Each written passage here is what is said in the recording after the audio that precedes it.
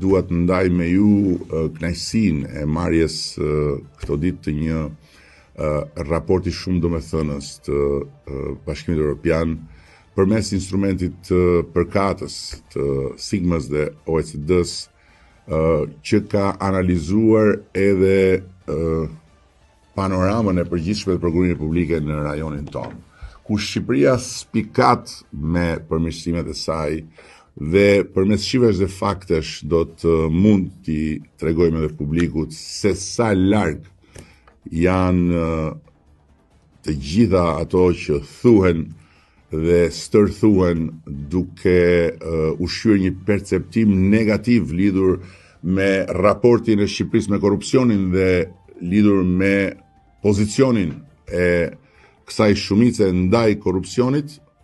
në raport me realitetin e fakteve dhe të shifrave konkrete,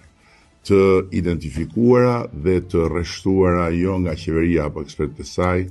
po nga një instrument i besueshëm dhe cilësor i Bashkimit Evropian,